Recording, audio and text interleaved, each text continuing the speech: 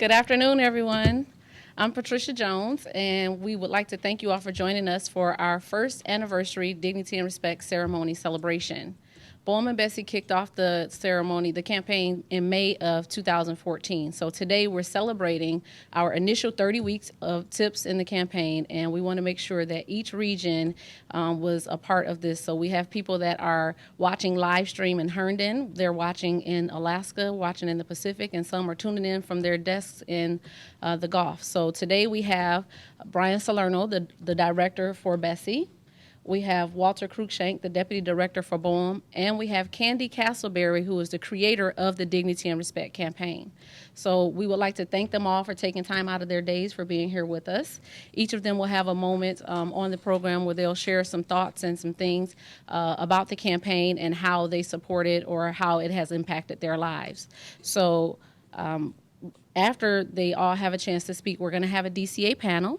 The DCA panel will be of myself, Patricia Jones, Alexandra Ritchie, a local DCA, and Tarina Harford, a new member to the team, and we're excited to have her here. So without further ado, I'm going to bring Brian up. If you have a program, it says Margaret Schneider, but Brian was able to clear his schedule and come in and speak with us, so we're going to have him say a few words. Brian Salerno.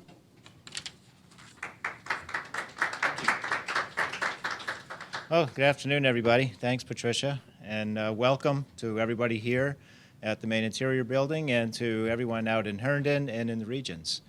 Thank you for participating with us today.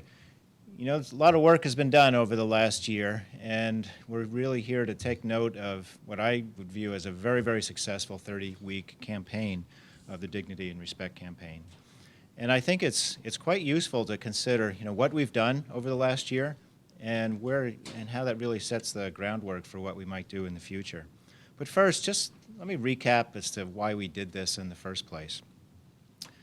In my view, as a manager, you know, the Dignity and Respect campaign was absolutely critical to our long-term strategic goals. And that sounds a little wonkish, but to bring it down to, you know, just practical terms, we're in competition for talent. You know, as an organization, we're always in the hunt for good people. And once we get them and we train them, we want to keep them. And one of the best ways we can keep them is to have a work environment that actually is welcoming and it allows them to achieve their full potential. That's how we keep people. So as a manager, it's important. But also, just as a human being, there's another way to look at it. It's the right thing to do. It's about treating people the way we want to be treated ourselves, and all of us want that. All of us have a right to expect that. And you know, it sounds very simple, but you know, when you look at the various strains and currents in our everyday society, it's not always easy to achieve. You don't have to go very far to see how sometimes how difficult it is. Go to the newspapers today. I was on the treadmill this morning, and I was looking at a news story about Curt Schilling. Remember him, Major League pitcher? And he was dealing with the fact that, you know, he sent some congratulatory tweet to his daughter for, you know, playing softball in her college, and it invited all kinds of really nasty comments by people in the Twitterverse. And there's no need to get into the nature of those comments, but you know, that anonymity, social media, and so forth has enabled people to be pretty mean to each other. But what Dignity and Respect does, this campaign, is really stand against all that. It says, you know what, we can take ownership and assert responsibility for the character of our own workplace. We may not be able to change the world, but we can sure influence the workplace that we do control. And DNR campaign is a very positive step in helping to achieve that. It really makes civility and how we treat each other the centerpiece of how we operate. And again, it's just how we treat others the way we like to be treated ourselves. What I admire about the campaign is the power of its very simplicity. The power is in its simplicity. The 30 tips, you know, easy things to remember, saying hello, saying thank you, smiling. Doesn't cost us anything as individuals to do these things, but it helps build a climate that, you know, money can't buy. It's so important. So we have had a team of people, the diversity change agents throughout BSEE and BOEM, who've been the leaders in this effort. And I think we've been extremely fortunate that they've been willing to step up, go the extra mile, serve as role models, and really lead this campaign. They did the homework. They did the research as to what type of an approach should we take that would make the most sense for our bureaus. And I have to give them credit. I think they hit on a winner. And we're very fortunate that Candi Castleberry's here because she was the architect of the original idea. It was a few years ago, about 2008, if I remember correctly, at University of Pittsburgh, the medical center, where this program was started, and it really worked, and it was noticed. And today, there's about 100 organizations around the country that use this very same program, and they're using it because it works. So I don't know, does that make us 102? We 101, 102 now? But the point is, it does work. So I want to thank the DCAs as a group, but also want to single out a few specific individuals who really have been critical to this. And we'll hear more from Candi later about how she originated this. But in-house, we have a lot of people to thank, and I can't thank them all, but just a few. And first is Patricia Jones. She's been the go-to person. She really helped coordinate all of the effort with public affairs and different elements of both BSEE and BOEM to really get the word out throughout the entire organization. And she made sure that it reached all of our employees. Alexandra Ritchie. We supported all of the special events, even formed a partnership with the Toastmaster group here at Maine Interior, and actually helped sponsor 2 poetry forums supportive of the DNR campaign. Teresa Bell and Brendan Henry, each of whom served as national team leads at different times during the course of the campaign, and who kept me up to speed on the progress of the campaign as it went along. Erin O'Reilly, whose enthusiasm for the program has become contagious and has even led the BOEM Gulf of Mexico region to adopt the Franklin Covey championing diversity workshop and as mandatory training for the staff in the Gulf. She's also setting up a DCA certification program for BOEM and BSEE in the Gulf, and my understanding is that's the first of its kind. So again, a lot of enthusiasm with Erin. And finally, we needed a lot of support. And again, I can't name everybody, but a few that have really put their shoulder to the wheel in this. Roderick Belson in the Gulf of Mexico region, Mohammed Ashkak in the Pacific region, and Tarina Harford here in Herndon. So I want to thank all of them. And again, I'm sure there's many others that, and I don't have their names in front of me, but I thank everybody for their participation. It was a very well-run campaign, very successful. You should all feel very proud of the work that you've done. I'm very proud of the way you've gone about it and the spirit in which you've entered into this, and also very proud of the Bureau for the way it's responded to these efforts. So what's next? How do we build on the success and continue the momentum that you've worked so hard to create?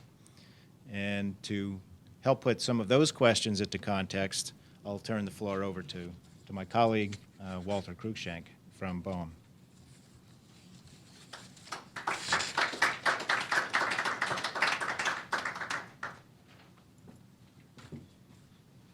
Thank you, Brian, and thanks to all of you who are participating here today, and to out in the field in the regions as well. I want to give a special thanks, reiterating what Brian said, to the DCAs and their strategic partners in EEO and HR for putting together what was really a fantastic campaign. But it was a fantastic campaign because of everybody else who participated as well. It was really wonderful to see the number of people participating in the videos, taking part in the training opportunities and other events, and just talking about the campaign. It really worked very well. But now we've kind of reached the conclusion of that year of our initial Dignity and Respect campaign. It's important to know that the campaign hasn't stopped and it won't stop. That our goal is to make the concepts of this campaign part of our Bureau's culture. And our commitment is to always try and treat everybody with dignity and respect. We hope by now that all BOEM and BSEE managers, supervisors, and employees have embraced 30 tips that we all know so well now. and that we will continue to use these tools to try and foster meaningful and positive relationships with all the people we work with, both inside our bureaus and outside. We strongly encourage everybody to try and assimilate these practices into just how you do your work every day. Our joint goal is to make our two bureaus, prior to the Department of the Interior, to be seen as the best places to work and the best bureaus with which to partner. Integrating dignity, respect, diversity, and inclusion is paramount into achieving these goals. Now, while the Dignity and Respect campaign is focused on positive messages and positive things we can do to build this culture, the campaign we have going forward, to preview a little bit, sort of takes the opposite approach. It tries to use as teaching moments when some not so positive things happens, things that we might call ouch behaviors or moments. These moments happen in the blink of an eye. Sometimes they're intentional, but usually they are not. Either way, these moments create unnecessary tension, discomfort, negative feelings between coworkers. In our next campaign, which you're going to be hearing about more from folks later in this program, will help employees, managers, and supervisors recognize these ouch moments and empower them to deal with the ouch moments in an appropriate way. We will learn how to stand up and speak up when we observe harmful behaviors. Margaret and I will be collaborating with the diversity change agents and their strategic partners to deliver the content and training for this campaign. And you'll be able to find details on our intranet pages, on our diversity calendar, and bureau-wide emails as this campaign rolls out. After you have heard from Candi Castleberry-Singleton about the context of creating the Dignity and Respect campaign, we ask all of you here and on the live stream event to share your comments online during the interactive portion of this event, and then partake in the reception when it's over. So we have just finished one really extraordinary campaign, and we're looking forward to starting another one to run the course of this year. And again, thanks to all of you for participating.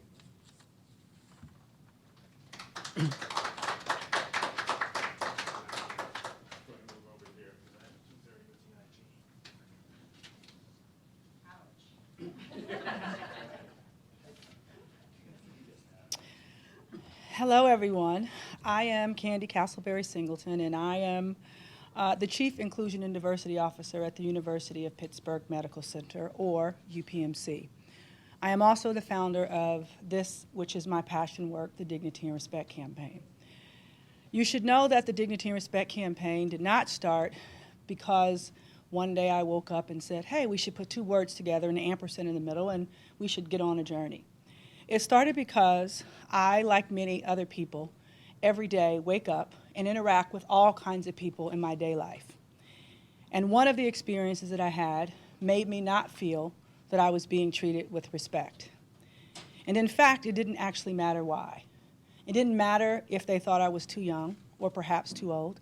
It didn't matter whether they didn't want to deal with me because I was a woman.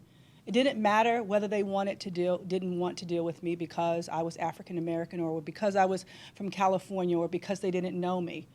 The feeling that happens when you're not treated in a respectful way is one that makes you feel like someone is in control and in fact is treating you with less than respect and taking away and influencing how you feel about yourself and your dignity.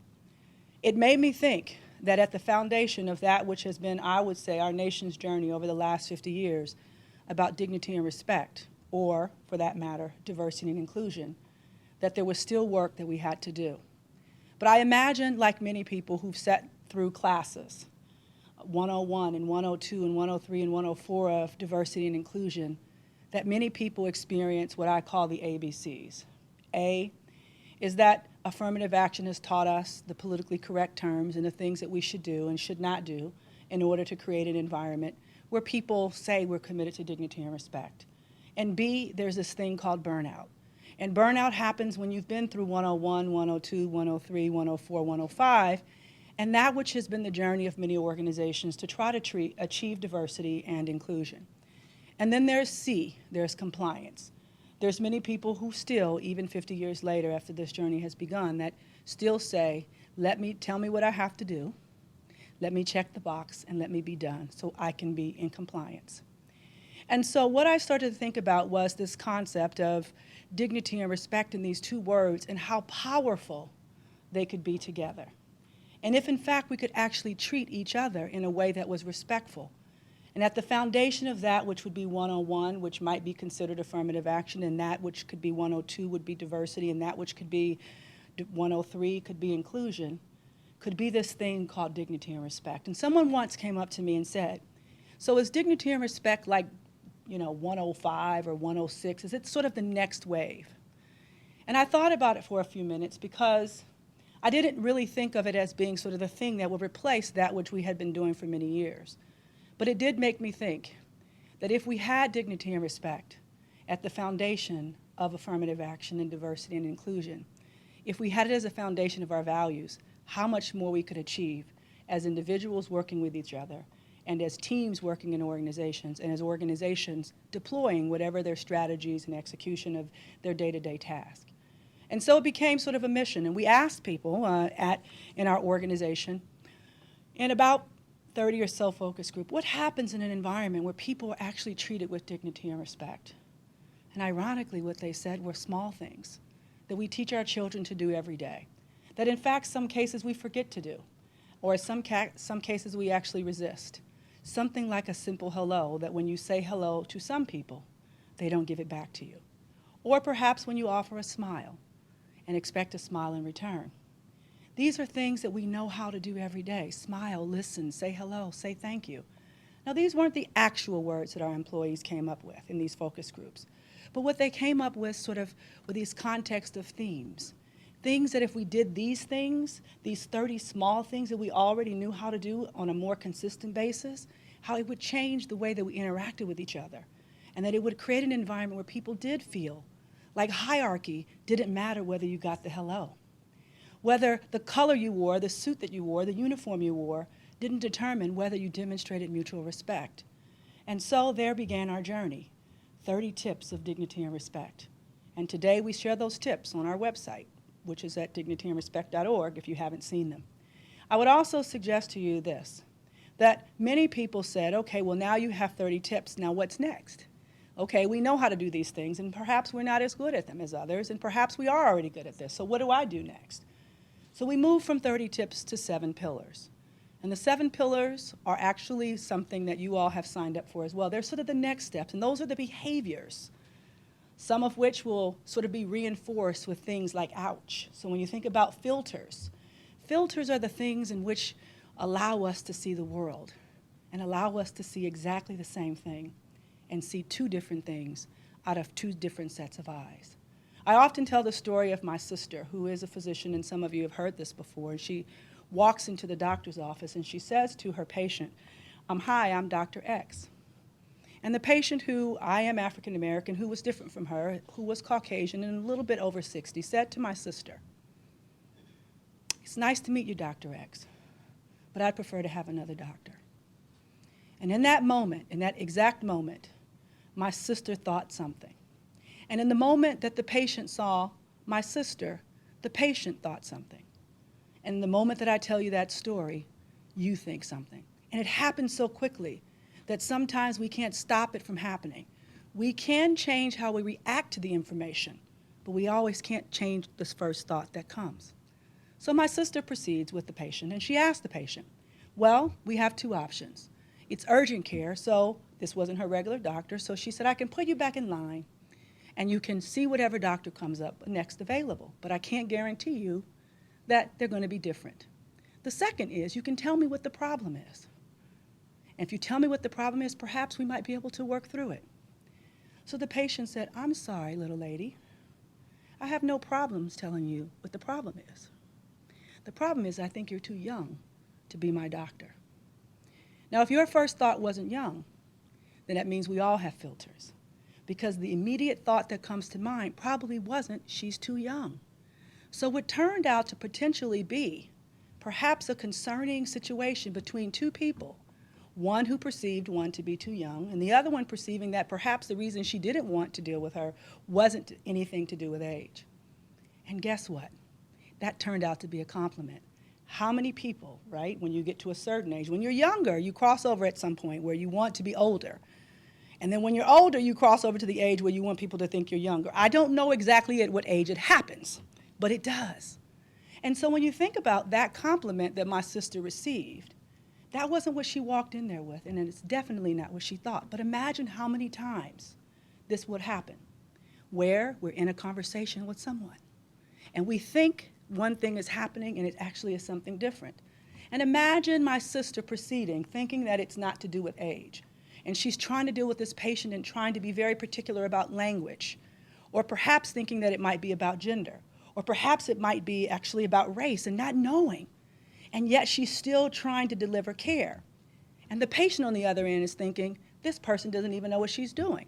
Why would I give her any information? I'm going to have to see another doctor anyway. And then they both go through this transaction, neither getting what they want, without the courage to ask, and without the courage to build. And so the first module is about filters and reminding us how quickly we make judgments. And sometimes we're not right. The second and third and fourth, the other modules kind of fit together and they build. They build on intent versus impact, and they talk about how we can build new relationships so we can become more culturally aware, how we can find common ground, how we can enable teamwork and collaboration, and how we as an organization really create inclusion is by holding people accountable for their own individual behaviors. Because the reality is, inclusion can be a strategy. It's only executable when people decide to be a part of it. And then the final part is really what the organization's strategy is, creating an inclusive workplace, and also ensuring, of course, that the message that you deliver inside is the same message your employees deliver outside. That sometimes can be a challenge because we all want to have a good reputation.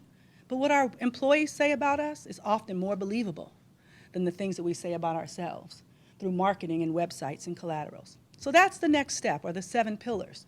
And they mirror so well with things like ouch and unconscious bias and all these other conversations. When I think about the Dignity and Respect campaign in organizations, in order for us as a world to make the world a better place for all to live with all of our differences, then we have to be able to leave our workplaces and go into communities where we're also respected. Whether it's an experience that we have in a department store, or whether it's the experience we have in an exchange of products and services, when we go out into the community, we want dignity and respect as well. And in fact, that's why we have other initiatives that focus on the community. Like one of them is focused on an initiative called I Will Do My Part. And it's focused on thinking about the very things where the absence of respect create, in some cases, really tragic and bad situations, like bullying. Earlier, there was this conversation about, Twitterville. I'm going to borrow that word. When you think about Twitterville, and you think about Facebook, and some other social media, Snapchat, we can say things to people that are so harmful, and they actually never have to see our face. Because if the image we put is a sock or a shoe or a cartoon character of ourselves, they may not even actually get to see who we really are. And we are now communicating who we are via a few words, and sometimes less than 140 characters. And sometimes you can't take back that which you put in the cyber world. The community needs dignity and respect as well. And so whether it's bullying or sexual assault, domestic violence, community violence, we're there. Because when you think about it, the answer to bridging both sides is in the center is dignity and respect. In addition to that, we work with schools. We have a number of schools that are engaged in this process because, in some cases, our children, right, if we can get to them before they get to the workplace, we're better off. And not only that, but in some cases, they're in environments where perhaps they're not treated with dignity and respect, and they come to school, and they bring some behaviors with them. In addition to that, we also are working with a few sports teams. Now, I know that I'm, in a conversation where I'm talking to multiple people across multiple states, but I would say I'm from Pittsburgh, and if you live in Pittsburgh, you have to be a Steeler. It doesn't matter where you came from. It's like the way that it is. It's a part of the culture. So we have a Pittsburgh Steeler, NFL former quarterback, who actually works with sports teams, and he works with them on rival activities. Because in some cases, when you think about some of these rival games, they get to be pretty bad in comparison to what we used to experience, or at least when I experienced as a child. Sometimes you have whole families and communities that are a part of the rivalry. And so he works with them on both sides before the game starts to talk about how you have sportsmanship on and off the field. So that's it. That's dignity and respect in the sports, dignity and respect in communities and schools, and dignity and respect in organizations. And so our commitment is to try to make the world a better place for all to live, work, play, and learn with all of our differences. Because after all, when I ask this question, no matter where I go, I ask people to raise their hand if they believe they deserve dignity and respect. And everywhere, people raise their hand. And then I ask the question, to raise your hand if you believe you treat everyone with dignity and respect. And of course, people raise their hand.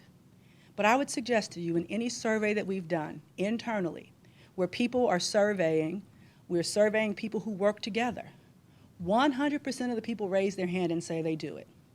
And I would almost guarantee you that never, when we're asked the question, are you treated with dignity and respect by your peers, do 100% of the people say yes.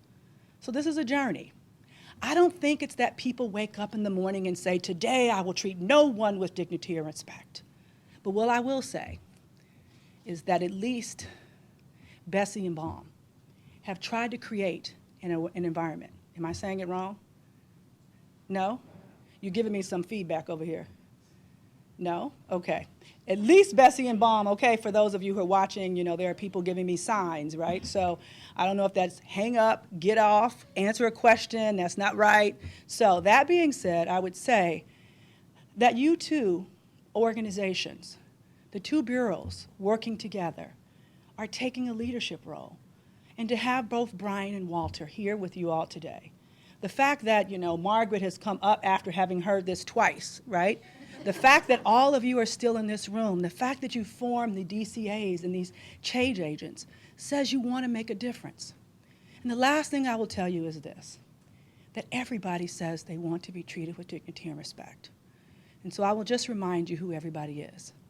Along this journey, if we allow it to only be about dignity and respect, or about diversity and inclusion, we will narrow what we think this conversation is about. Because when you think about the history and that which we think of when we think about diversity, it was intended to ensure that it included, at that time, we were called African Americans, or even black at that time. And then that evolved to ensure that we were treating women, right, in an inclusive way in the workplace. It evolved to ensure that we were including people with disabilities in the workplace. It evolved to ensure, particularly after 9/11, the two things we were never to talk about in the workplace were religion and politics. Almost no matter where you grew up, it were the two things. And what we learned was after 9/11, conversation about faith came into the workplace, and it's here to stay, and we have to engage each other in these conversations. The LGBT community is in the workplace, and we have to engage each other in these conversations and create a welcoming environments. And particularly most recently, although I would say veterans have always been in the workplace, there are clearly significantly more efforts now to try to ensure that veterans make a smooth transition back into the workplace. Now, all of these groups have always been there. But there's one group that I want to make sure that when I say everybody deserves dignity and respect and everybody wants it, that they know I'm talking about them. And that's because for a long time, our filters tell us what we think diversity and inclusion is. Who do you think that one group might be? Anybody have the courage to call it out? White males. White males. Now I'm going to add a little element to that called the straight white males. So for those of you in the room and around the world, you can shake your head with me and nod. Let's welcome the straight white guy into this conversation. Can you clap with me? Come on, come on. Now, let me tell you why that's important as I close. It's because for so long, when we talk about diversity, we were talking about what to do for other people. And in many cases, right, they were there in the trainings because they were required to be. They led, in many cases, as executive sponsors for affinity groups. And in some cases, they even used their budgets to pay for much of what is happening. But when you think about dignity and respect, it's a shame that in 2015 that I have to say everybody includes the straight white guy.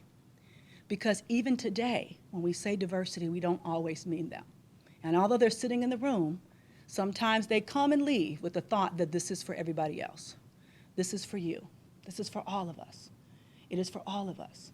And the way the world gets better, the way that you get better, the way that we get better together is by all agreeing that everyone deserves dignity and respect, because I know from the thousands of conversations I've had about this, everyone raises their hand and say, yes, I want to be treated with dignity and respect. And I do believe that people make the best intentions to do so, and sometimes we have to remind each other to get better. So with that, we've been given this day to use as we will. We can waste it or use it for good when tomorrow comes. This day will be gone forever. And in its place will be the celebration of the 1-year anniversary of the kickoff. But let it not just be that. Let it be that we are reminded by the people who sit next to us in these rooms and who sit next to us in offices that this is important work.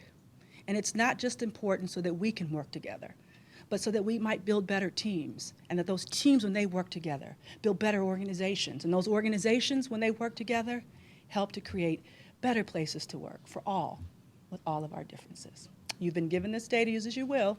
You can waste it or use it for good. And when tomorrow comes, this day will be gone forever. And in its place, something you left behind. May it be something good. Thank you.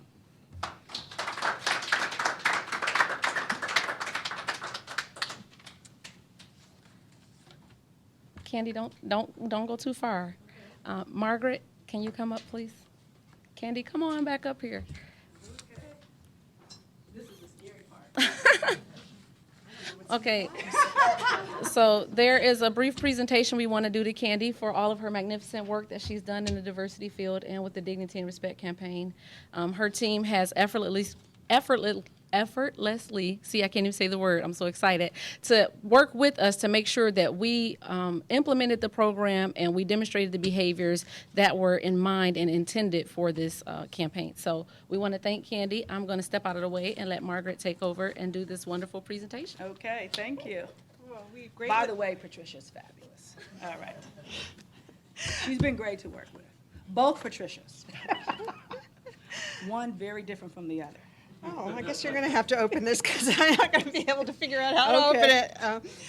Well, thank you for spending this day with us. We greatly appreciate you sharing the 7 pillars this morning with a number of folks, and also pointing out the highlights on the website, which I want to encourage everyone to take a look at. It has those, I like the videos of quick reminders of the 30 tips. And I'm very pleased you could come. We all are, to put a face and Oh, a thank person you. behind a campaign. It's very helpful. So on behalf of both BOEM and BSEE, this is something else for you to put, I'm sure, with all of the other recognitions that you've gotten for this wonderful campaign. But I've not gotten one from you. You so have I will make not it gotten special. one. Yes. And you know, there are very few people in the world that have gotten recognition from BOEM and BSEE. Because one, we're not allowed to do it very often, and 2, we're only 3 years old. Oh, okay. Well, I'm grateful. I would tell you that your team has been great to work with. I actually didn't know there was a room behind the cafeteria because I was in the room next to the cafeteria. And I said, are you sure there's a room behind the cafeteria? Yes, there is. And so those of you who found your way back here, thank you for coming. Thank you very much. You're quite welcome. And my name is spelled right. Oh, it's always, that is a pat thing. All right. Thank you very much. And then you can't leave town, I'm sure, without a buffalo. Or it's actually not a buffalo. I stand corrected. It's a bison. Okay, is that like one of those challenge pins, butt coins? Oh my goodness. I'm so excited. Oh, sorry. Oh my goodness, I love this. I love this, but I really, really love this. Thank Well, you. please don't make the same mistake I made, Thank which is, you. it's a bison. It's a bison, yes. All right, I will never make that mistake. But All I'm right. grateful. Thank you. I'm gonna hug you. Oh, yes, we've done this before today, too. All right.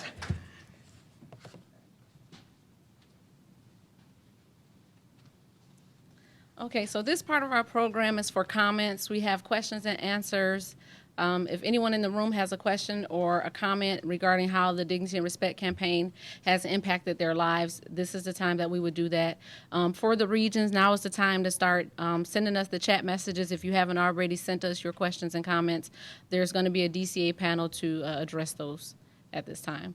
I would like to ask Tarina and Alexandra to come up front so that you all can be on the firing line with me and I'm not up here by myself.